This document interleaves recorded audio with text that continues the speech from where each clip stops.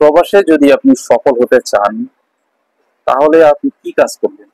যদি এমন একটা প্রশ্ন করেন যে প্রবাসে আসবেন, দ্রুত সফল হতে চান, আমি বলবো কনস্ট্রাকশনের কাজটাকেই বেছে নিতে নেওয়া ভালো।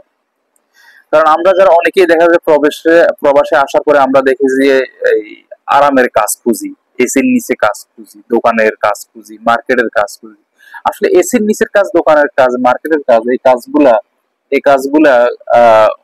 একেবারে মানে কি বলবো, মানে এই কাজগুলাতে অত বেতন থাকে না। আর এইগুলাতে ওই কাজগুলা থেকে আপনি আহ, বেশিরভাগ কাজেই কিন্তু আপনি কোনো অভিজ্ঞতা নিতে পারেন না, কোনো রকম অভিজ্ঞতা থাকে না। কিন্তু এই যে কনস্ট্রাকশন সেক্টরের যে কাজগুলা, এই অনেক কাজ আছে যেগুলো আপনার এই অভিজ্ঞতাটা আপনি প্রবাসেও যেমন আপনি এই অভিজ্ঞতার কাজে লাগাতে পারছেন, এবং আপনি যদি দেশেও চলে যান তাও কিন্তু আপনি আপনার এই অভিজ্ঞতাটা কিন্তু দেশে গিয়েও আপনি কাজে লাগাতে পারবেন। তবে এখানে কিছুটা আপনার ঝুঁকি তো অবশ্যই আছে কনস্ট্রাকশন কাজের।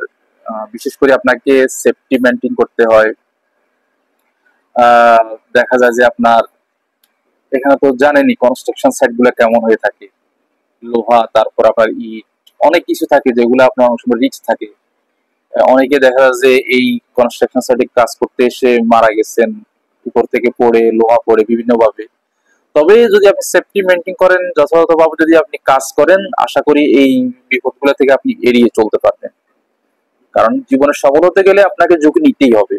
এখন আপনি প্রবাসে যদি লম্বা সময় যদি ব্যয় না করতে চান, তাহলে আপনাকে কনস্ট্রাকশনের কাজ করাটাই সবচেয়ে ভালো। আর আপনি যদি কোনো একটা কাজ যদি মোটামুটি আপনি বুঝেন বা ভালোভাবে আপনি করতে পারেন, তাহলে দেখা যায় যে আপনি ভালো একটা বেতন তুলতে পারবেন। অনেকে দেখা যায় বিভিন্ন কনস্ট্রাকশন সাইডে 1-2 বছর কাজ করার পরে, অভিজ্ঞতা হয়ে যাওয়ার পরে দেখা যায় যে ওই যার আন্ডারে কাজ করতেছে ওর থেকে দেখা যায় যে আপনার কন্ট্রাক্টে কাজ নিয়ে লোক লোক দিয়ে কাজ করে নেই, ভালো যারা বেতন তুলতে পারে।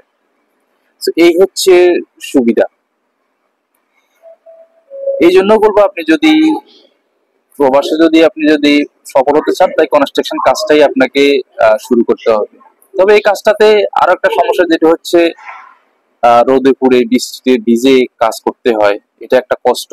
আর একটা হচ্ছে আপনার স্থায়িত্ব নেই বললেই চলে। কারণ হচ্ছে আপনার 1 মাস, ধরেন 2 মাস এখানে, 2 মাস অন্য জায়গায়, এরকম অনেক সময় হয়। আবার দেখা যাচ্ছে এক এক প্রজেক্ট থাকে যেগুলোতে আপনার আহ 1-2 বছরও দেখা যাচ্ছে কাজ করা লাগে। আবার কিছু কিছু কনস্ট্রাকশন সাইট গুলো আছে যেগুলোতে আপনার দেখা যায় যে আপনার 2-3 মাসের ভিতরেই দেখা যায় যে আপনার কাজ শেষ হয়ে যায়, এরকম অনেক প্রজেক্ট থাকে, স্থায়িত্ব থাকে না।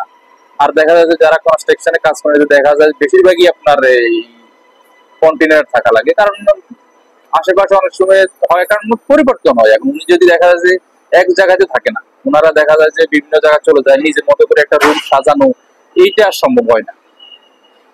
তো এইরকম আর কি, ওই যে যেটা বলে না, কি জানি বলে, যা যাবরের মতো, যেটা জীবন যাপনের মতো হয়ে যায় আর কি, প্রায় মানে ওই রকমই হয়ে যায় আর কি।